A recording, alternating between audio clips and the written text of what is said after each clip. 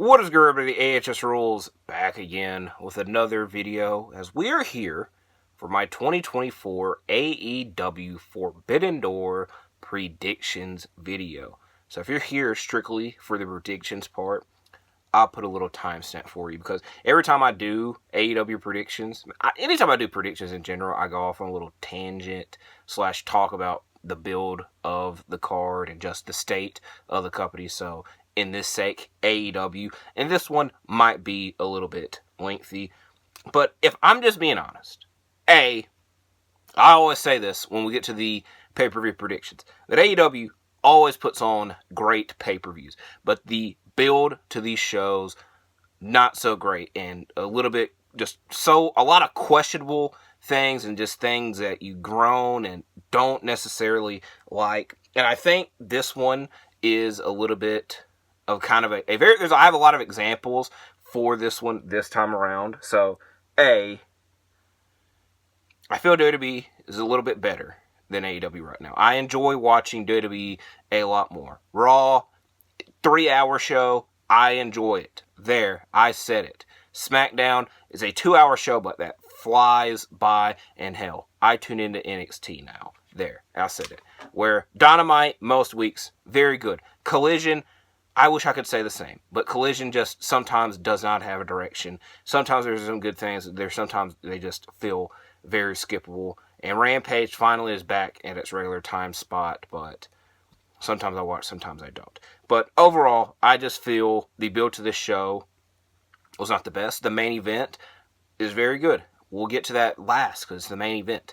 So, like I said, I feel that WWE is better than AEW right now. I just want to get that off my chest.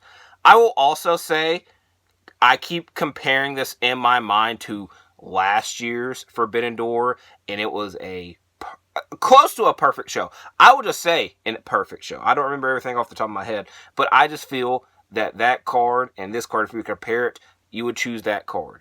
Kenny Omega, Will Ospreay, like Chef's freaking kiss times 2 or 3. I don't know how to do a Chef's kiss, so I apologize for saying that. But I just feel, again, that AEW this time last year had a lot more going for it, a lot more momentum. It's just a better state overall.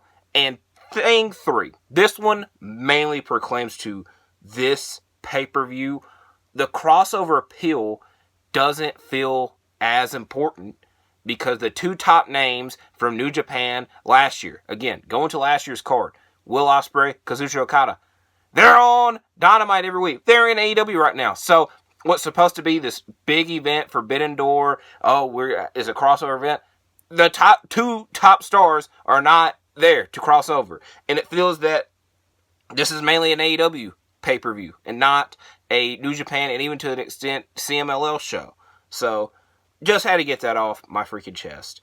But I always like go on these rants and then follow it up with, when the pay-per-view happens, it's great, nothing to complain about. Let's just get every freaking week to be as close to great as we can get it. Where this week, and I would even say last week, but definitely this week, it didn't really feel like it. So, got all that off my chest. We're getting to the damn predictions, if you care. So, 0 hour, very good 0 hour. I should also say, as I always say in my predictions, if anything is changed or added, I will give my comments or thoughts on it in the comments down below. But the 0 hour, we have 3 matches as of right now. I'll be surprised if anything else gets added. A very good 0 hour, I anticipate. First match to talk about in the Owen Hart Foundation Tournament. Mariah May versus Saraya. I've already been on the record as saying I think Mariah May is going to win this tournament. So in order for her to do that, she would have to win her first matchup in the tournament. Speaking of this tournament, a preview of a future matchup, Willow Nightingale and Tam Nakano versus Chris Statlander and Momo Watanabe. I think this is a coin flip of a match because I don't really know who's going to win their tournament matchup that's going to take place. But I'm going to go with Statlander and Watanabe. This next matchup shall be very good and a bit crazy that it is on the pre-show, but I'm not complaining. Los Ingobernables de Japón members Yota Tsuji, Titan, and Hiromu Takahashi versus the Lucha Bros and Mystico. I think I have very rarely, if ever, picked against the Lucha Bros. And I'm not going to start now. I'm picking the Lucha Bros and Mystico. First matchup to talk about on the main card, the TNT title, vacant TNT title ladder match. Konosuke Takeshita, Mark Briscoe, Jungle Boy Jack Perry, Dante Martin, Leo Rush, and I was spoiled by Wikipedia, El Fantasma, so I just spoiled it for you, but I'm uploading it after I think he qualifies, so I didn't. I very much expect Jack Perry to win this. I think Mark Briscoe is going to be very close to win it, and then Jack Perry is going to push him off and win it. If I want to be exact, I would hope that Takeshita wins. I would, if I didn't just mark Jack Perry winning and I already think that scenario is going to happen. I would want Takeshita to win. I just want him to finally have a big moment. He's beaten Kenny Omega at least once, I think twice, and he hasn't really been rewarded with it and had a big moment. And that was almost a whole year ago that I just talked about. So I hope that Takeshita wins, but I'm expecting Jack Perry to win. That way that the Elite have all the freaking championships, but there's 20 championships to have. You got a long ways to go. A 6-man tag match. The Learning Tree and Someone to Be Announced versus Samoa Joe, Katsuyori Shibata, and Hook. Again, I'll compliment AEW where the compliments are needed, and I love this trio, 3-man group of Samoa Joe, Shibata, and Hook. I hope that if they're going to stick around, that they come up with a very good name for it, and it's not something like the Learning Tree, and even in Samoa Joe's case, Ward Joe. Remember that. Another 6-man tag match. This one, I don't know how to feel about. The Elite, Kazuchika Okada and the Young Bucks versus the Acclaimed and Hiroshi Tanahashi. Again, I just compared this show to last year's show. Okada was in the main event against Bryan Danielson. And now he's in a 6-man tag against Max Caster. And Hiroshi Tanahashi, Kazuchika Okada, one of the most historic feuds in wrestling history. And now we had to lump Max Caster into it. I'm a little bit upset about it. But I expect the Elite to win. I'm not going to complain that much about it. Next, the rest of these matchups, I was going to say the next match to talk about singles matchups. The rest of the matchups are singles bouts. The first one being MJF and Hechicero. I would be shocked if MJF loses. I don't even think they've put Hechicero on the pay-per-view poster, which I would have to double check, but I'm pretty sure he is not. I'm going to go look at it now. We're looking at it now. They could obviously change this by the time I look. But I do know that MJF is on it, and I was right. So that was a bit disrespectful. I expect MJF to win. Next, Zack Sabre Jr. versus Orange Cassidy, a match that we have wanted to see for the longest time. We still want to see Orange Cassidy versus Minoru Suzuki, because that was a match that was scheduled to take place outside of AEW, and I'm 99% sure it still hasn't happened, so I don't know why we've had to wait for that for so long. But I also think this is a coin flip match. Flip a coin, because 50-50. I don't know who's going to win. I think that I have very rarely picked against you know what? I'm going to do it. I'm doing it right now. I'm picking Zack Sabre Jr. to win. The 2015 Battle of Los Angeles winner, Zack Sabre Jr. Speaking of another tournament, the Owen Hart Foundation Tournament.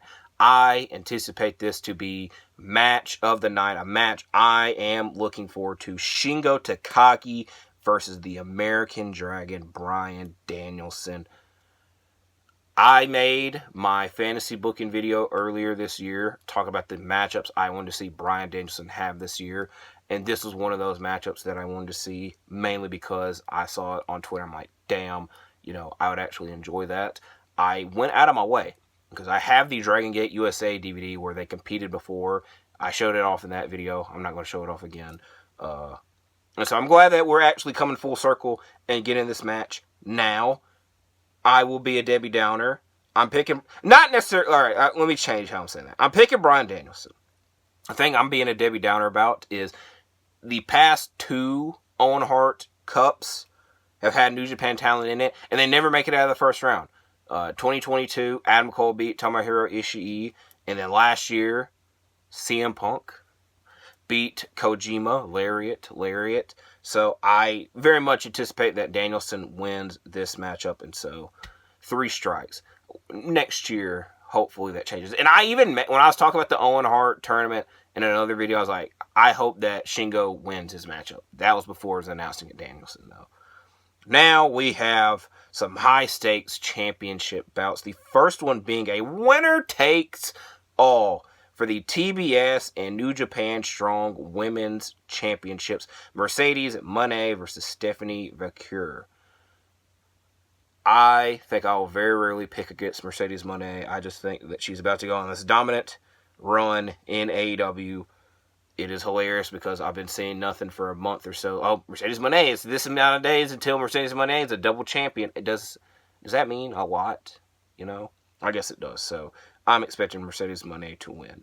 Next, for the AEW Women's Championship, Timeless Toni Storm versus Mina Shirakawa. I would love for everything if Mina wins this match, but I don't expect that to happen. I'm going with Toni Storm. IWGP Heavyweight Championship, Jon Moxley versus Tetsuya Naito. I'm going to pick Naito, but if Moxley won, I wouldn't be that surprised, but I would imagine that New Japan wants they're okay with Moxley holding the championship, and they're like, okay, we'll get it back at Forbidden Door, which is going to happen now. But Moxley very, very rarely loses, and maybe they want to have him continuing to be the champion, but I would imagine, again, that New Japan wants their championship back, and this is the opportune time for that to happen. Also, it gives Naito the championship back, which I don't know how many times Naito has been IWGP Heavyweight Champion, but I know it's close to 5. I know in 2016 he won. In 2020 he won? I think he won, and then the pandemic happened.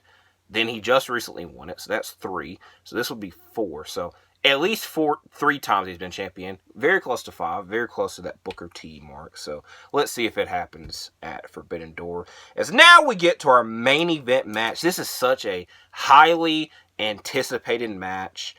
I already gave my prediction for match of the night, but I wouldn't be surprised if this was a close second or even overtakes it. For the AEW World Championship, the AEW World Champion, Whose House, Swerve Strickland, versus the AEW International Champion, Will Ospreay. I have said this time and time again. Several other people have said it time and time again. We thought this was going to be the all-in match. This is a match big enough for all-in. It would be like a perfect, picture-perfect storybook ending with Ospreay winning at Wembley Stadium. But we're getting a month early, and it's at Forbidden Door. That's not at Wembley Stadium, so it's a bit of a shocker. It's also, I think, more shocking that it's a title versus title, champion versus champion match, and Ospreay can have 2 championships at once, which I don't see that happening. But I think the main reason of doing this is they want Swerve to continue his reign. Spoiler alert, I'm picking Swerve. And they want it to, because Ospreay has been the main attraction on Dynamite, on every show. They want to, put you back on a reminder, hey, Swerve is our world champion. We don't really want him overshadowed as much. If Swerve beats Ospreay, it kind of puts him up to a higher echelon. And also, they don't want you thinking, hey, we're going to do this match at All In. Because we know that Swerve, or who the hell is going to be the world champion, is facing the Owen Hart Foundation Tournament winner at All In. Ospreay's not in that tournament. There's a wild card. I would be surprised if it was Ospreay. I doubt it would be Ospreay. He's got a match this Wednesday already. So I have no clue what Ospreay is going to do at All In. There's a rumor. But I won't talk about that until it is actually at least teased, because we got this match to get through. But like I said, this is a big-time matchup. I very much enjoy the picture that I put in the thumbnail of this between those two. So, yeah. These are my Forbidden Door predictions. If anything is added or changed, I'll comment my thoughts on it down below, because that always happens when we talk about AEW pay-per-views. This light is suddenly starting to get brighter, but it will be a very good show. Hopefully you enjoy it if you watch it. If not, enjoy your weekend. You stay safe. you like and subscribe, and I will see you in the next one. I'm out.